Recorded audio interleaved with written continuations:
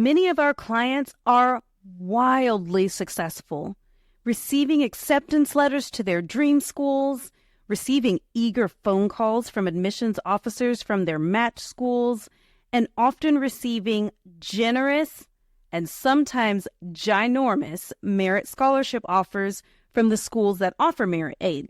Because remember, not all schools offer merit scholarships. Many, many schools only offer need-based aid, which is based on income.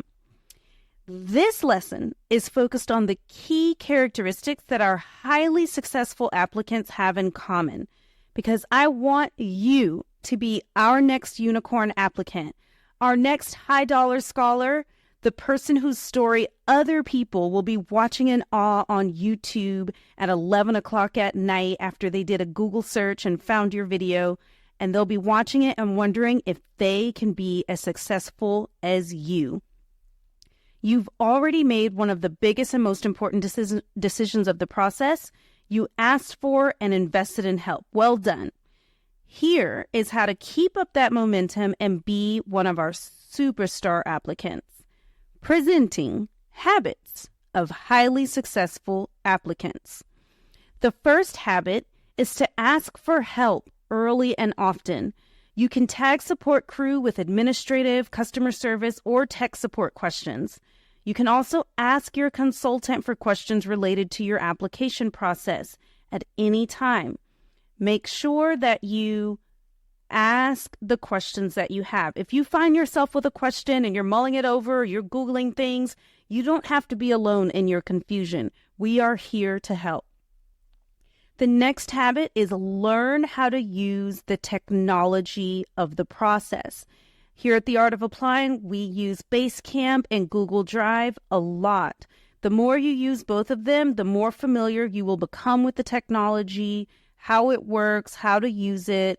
You'll navigate it more easily. So just make sure you learn to use the technology that we're using here at The Art of Applying, just so that things can run smoothly with your engagement, and so that you're sharing your documents securely with your consultant, and, just making progress. Let the tech work for you, not against you.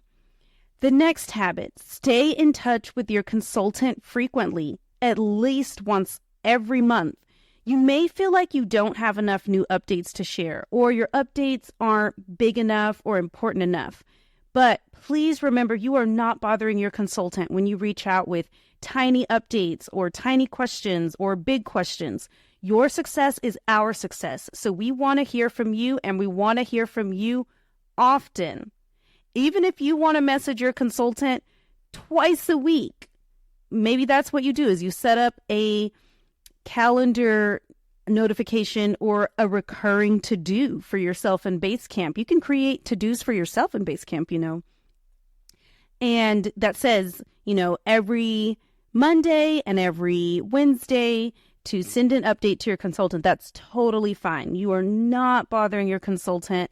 It is absolutely a joy when we hear from the clients frequently. Next habit, interact with the other clients. One of the most outstanding parts of our offerings at The Art of Applying is the fact that we don't have our applicants just working in isolation with their consultant.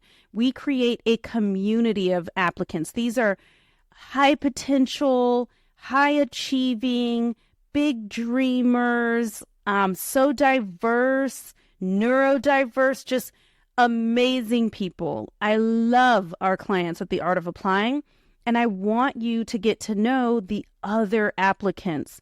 You can share tips, strategies. You can discuss campus visits. You can maybe even share an Airbnb. So often when I travel, I get an Airbnb and it'll have sometimes 2 or 3 bedrooms, and I'm just staying there by myself. It would be really nice if I was visiting schools to be able to be like, hey, we're both going to Harvard for the diversity weekend. Let's get an Airbnb that has 2 bedrooms and share that expense. So get to know and interact with the other clients. So often In the past, I've had clients pair up as accountability buddies or meet in person when they go visit their schools, or just study together when you're in the same city, or study together virtually. So there are lots and lots of rewards to interacting with the other clients. The next habit of highly successful applicants is to respond to support crew when support crew reaches out to you. Support crew is not frequently going to reach out to you individually. Usually, if they're reaching out to you individually, it is for a very important reason. That reason might be that they're giving you an update on your engagement, or we haven't heard from you in a while, or there's a piece of documentation we need from you. So if you hear from support crew, definitely respond to support crew. That also goes along with my next habit, which is very important. Don't ghost us. Man, I'm a millennial. I'm an elder millennial, which means that I am about as old as you can be and still be called a millennial, born in 1983. I think I'm at the very upper end of the millennial generation.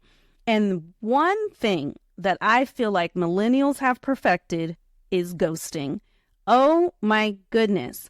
Millennials, we ghost people we ghost people on dating apps.